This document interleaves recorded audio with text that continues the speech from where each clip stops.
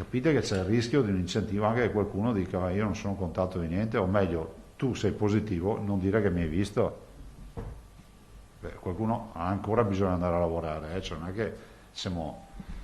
Questo guardate che è inquietante sta storia, non possiamo imporre le quarantene e non pagare chi è in quarantena, come malattia. I rischi di peggiorare la situazione epidemiologica sono evidenti, per questo usa parole nette Luca Zaia nel chiedere al governo di riconoscere le quarantene per contatto stretto come malattia, nodo che interessa migliaia di lavoratori nel solo Veneto, dove il contagio continua a dilagare, circa 18.000 i positivi nelle 24 ore, e certo non aiuta il contact tracing ormai in tilt con Omicron, già oltre il 60% dei casi è destinata a impennarsi ulteriormente nel giro di 10 giorni. Anche per questo Zaia chiede di tradurre in pratica la linea dell'ECDC, il Centro Europeo della Prevenzione delle Malattie, e quindi tenere fuori gli asintomatici dal conto dei positivi con effetti molto concreti. Andrebbe ritarata va ritarato il piano di sanità pubblica rispetto alle scelte su chi tamponare, chi monitorare, chi contattare. Stesso criterio che dovrebbe essere utilizzato anche nel considerare i pazienti ospedalieri.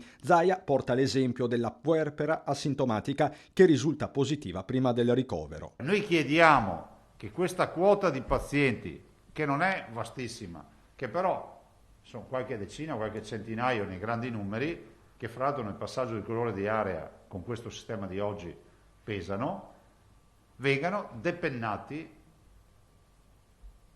dalle statistiche. Veneto che resta giallo ma che vede comunque l'arancione dietro l'angolo. Attenzione però, avverte Zaia, Omicron resta pericolosa. Nei primi 13 giorni di gennaio si è registrato un più 41% delle presenze di non vaccinati nelle terapie intensive rispetto al mese precedente e un meno 8 invece di vaccinati. Un dato sanitario che si traduce sempre più spesso in un fenomeno preoccupante. Arrivano sempre più pazienti che continuano a resistere a casa, che chiamano addirittura il 118 e poi rimandano il... Guardate, questa è storia che ve la posso far raccontare dagli operatori, mettono giù e dicono ma richiamerò, alla fine vanno a prenderselo a casa che non respira più.